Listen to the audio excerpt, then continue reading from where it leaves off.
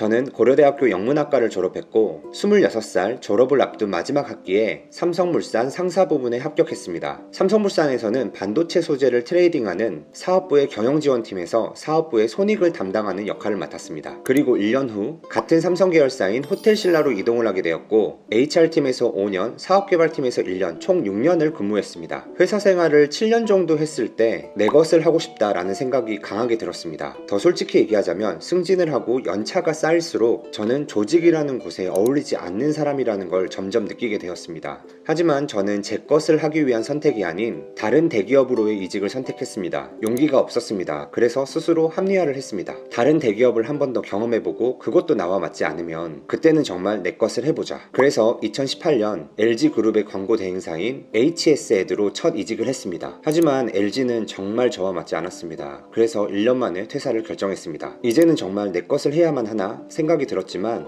저는 또 한 번 안전한 선택을 하게 되었습니다. 대학원에 진학했습니다. 당시 언론에서 인공지능, 데이터에 대한 이야기가 정말 많이 나왔습니다. 특히 그 당시에 제가 LG를 다니면서 데이터 전문가들을 정말 많이 채용했거든요. 그런 조직의 대내외적 상황이 문과 출신인 저를 더 불안하게 만들었던 것 같습니다. 그래서 저는 연세대학교 공학대학원 인공지능 전공에 지원을 해서 대학원 생활을 시작했습니다. 지금 생각해보면 대학원을 선택했던 것은 많이 불안했고 그냥 회사 생활에서 벗어나고 싶다라는 마음에서 비롯된 도피성 성격이 강했습니다. 뚜렷한 목표 없이 대학원에 진학했기 때문에 석사 학위 외에는 크게 얻은 것이 없었습니다. 학위 후 대가로는 거의 그랜저 한 대 가격의 비싼 학비를 지불했습니다. 대학원을 졸업하고 저는 다시 취업을 했습니다. 그런데 이번에는 대기업이 아닌 스타트업을 선택했습니다. 그리고 두 곳의 스타트업에서 3년 동안 일을 했습니다. 대기업보다 스타트업의 문화가 훨씬 저에게 잘 맞았습니다. 그래서 정말 3년 동안은 너무 힘들기도 했지만 너무 재밌게 일을 하기도 했습니다. 하지만 그렇게 3년이 지난 2024년 1월 제가 38살이 되던 해에 저는 퇴사를 결정했습니다. 26살에 첫 회사 생활을 시작한 이후 처음으로 다음 계획 없이 퇴사를 결정했습니다.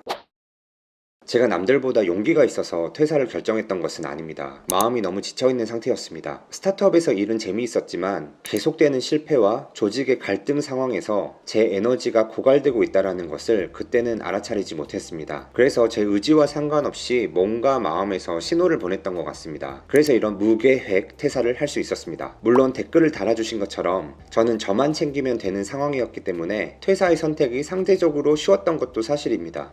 제가 퇴사하기 직전 마지막 연봉이 600만원 정도 됐었는데요. 벌었던 돈에 비해 소비가 많았던 것도 아니었습니다. 저는 쇼핑도 여행도 딱히 좋아하지 않고 술도 거의 마시지 않습니다. 운동, 먹는 거 외에는 크게 돈이 나갈 일이 없습니다. 하지만 그렇다고 해도 10년 넘게 꼬박꼬박 받아왔던 월급이 없어지니 많이 불안했습니다. 인생 처음으로 통장에 들어오는 돈은 없고 나가는 돈만 있는 그런 삶을 경험해보고 있습니다. 퇴사 후 1, 2개월은 정말 푹 쉬었습니다. 친구들도 많이 만나고 잠도 많이 자고 그러면서 앞으로 어떻게 살아야 할지 고민도 많이 했습니다. 그리고 4월 초쯤 결정을 했습니다. 그동안 몇 년째 마음으로만 생각하고 미뤄뒀던 내 것을 해보자에 대한 준비를 시작해보자고. 그래서 오늘은 저처럼 내 것을 하고 싶다, 프리랜서, 창업을 꿈꿔보신 분들에게 지금 월급을 받고 있는 동안 꼭 해봤으면 하는 연습 훈련에 대해서 이야기해보려고 합니다. 이 훈련을 미리 하지 않으면 저처럼 큰 불안감을 안고 있는 상태에서 이 훈련을 해야 될 수밖에 없습니다.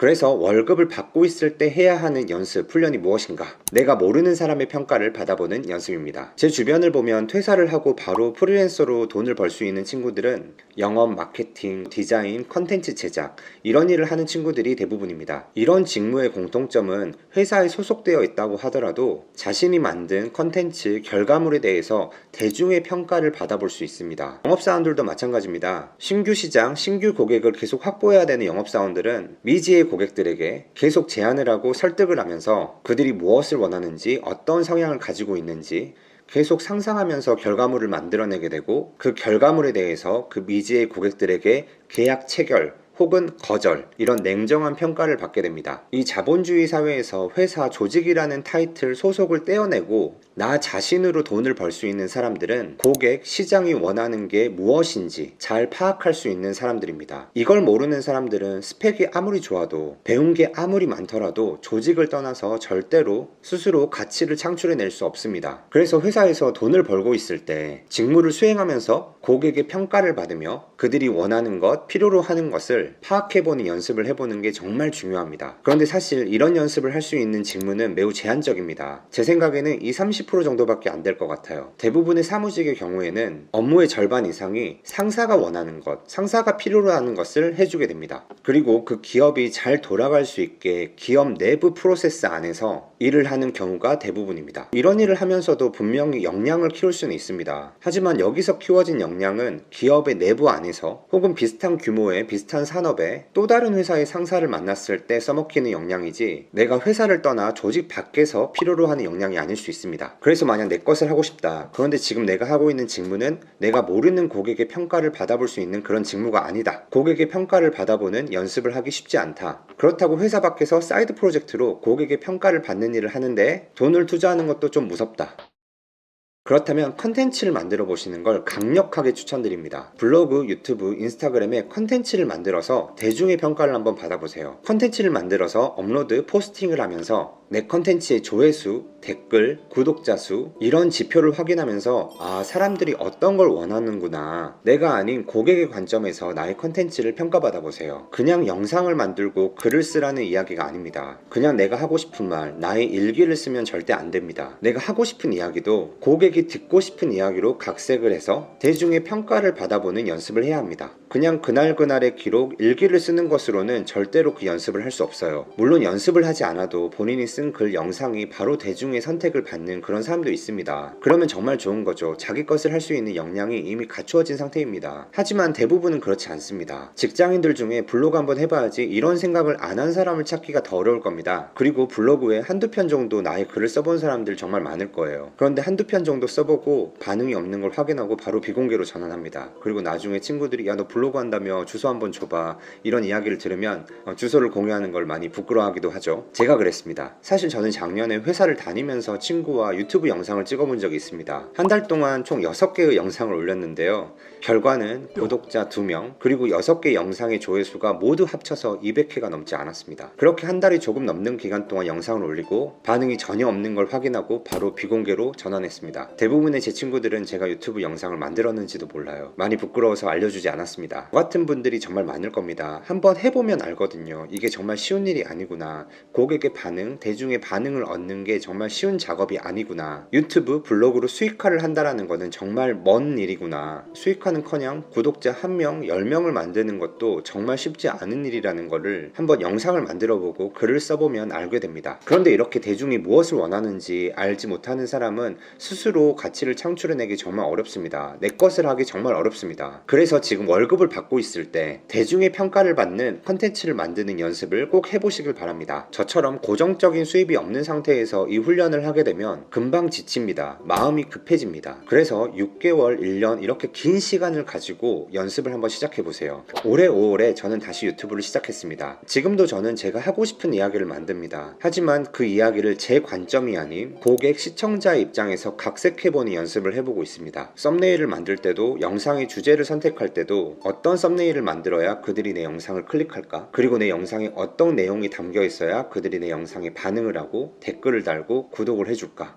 이제 이 연습을 시작한 지 3개월 정도가 되어가고 총 14편의 영상을 올렸습니다. 그리고 현재는 600명이 조금 넘는 구독자와 누적 조회선은 5만 정도가 나왔습니다. 여전히 많이 부족하지만 작년에 제가 영상 6개를 만들었을 때 단 한 명의 구독자도 만들어내지 못한 거에 비하면 많은 발전을 했다고 스스로 위로하고 칭찬해주고 있습니다. 대단하지 않은 결과일 수 있습니다. 저는 한 번도 컨텐츠를 만들어 본 적이 없거든요. 안타깝게도 제 지난 12년의 직장 생활에서는 저는 제가 만든 결과물을 제 눈앞의 상사가 아닌 제가 모르는 미지의 고객에게 평가를 받아볼 기회가 거의 없었습니다. 영상을 촬영하고 편집하는 것도 이번에 유튜브를 시작하면서 다시 처음부터 배웠습니다. 제가 10만 명의 구독자를 가지고 있는 유튜버라면 제 말이 더 공감해 주실 수도 있겠지만, 또 반대로 생각하면 저처럼 컨텐츠를 만들어 본 적도 없는 사람이 지금 이렇게 영상을 만들고 구독자를 늘려나가고 있다는 걸 보면 좀 해볼만 하겠다, 이런 생각이 들지 않으신가요? 저도 유튜브를 처음 시작할 때 이런 저처럼 강의도 많이 들어보고 저보다 먼저 유튜브를 시작한 지인들에게 조언도 많이 구했는데 그들 모두가 공통적으로 하는 이야기가 있습니다. 6개월만 꾸준히 해봐라. 하지만 저처럼 수입이 없는 상태에서는 이 꾸준히가 정말 어려울 수 있습니다. 그래서 월급을 받고 계실 때 너무 각 잡고 시작하지 마시고 한 방에 잘할 생각하지 마시고 6개월 정도 텀을 두고 꾸준히 하나씩 영상 글을 만들면서 대중의 평가를 받아보는 그런 연습을 해보시기를 강력하게 추천드립니다. 요즘 제 불안감을 많이 알아차렸는지 갑자기 많은 헤드헌터 분들 그리고 지인분들이 재취업 제안을 해주고 있습니다. 이런 제안을 받을 때마다 기쁘기도 하지만 나에게 돈을 줄 것은 결국 기업, 조직밖에 없는 것인지 지금 내가 잘못된 선택으로 내게 오는 기회들을 걷어차고 있는 건 아닌지 이런 불안감이 들기도 합니다. 언젠간 다시 기업으로 돌아갈 수도 있을 것 같습니다. 하지만 지금 제가 저와의 약속을 지키지 않고 지금 당장 조직으로 돌아가는 선택을 한다면 저는 계속 내거 하고 싶다 이런 생각만 하고 용기를 못 내는 그런 삶을 반복할 것 같습니다. 그래서 저와의 약속을 꼭 지키고 그 결과가 성공이든 실패든 그 결과물을 보고 나서 제 다음 커리어를 결정할 생각입니다. 탈직장인을 꿈꾸시는 분들, 저처럼 내거 하고 싶다 라는 생각을 많이 하시는 분들, 본인의 컨텐츠를 만들어서 고객이 원하는 걸 발견하는 능력을 기를 수 있는 연습을 꼭 해보시길 바랍니다. 여러분들 모두 자신의 가치로 세상을 살아갈 수 있는 그날을 응원하겠습니다. 오늘 영상도 좋으셨다면 좋아요, 댓글 부탁드리고 구독해주시면 더 좋은 컨텐츠로 찾아뵙도록 하겠습니다. 감사합니다.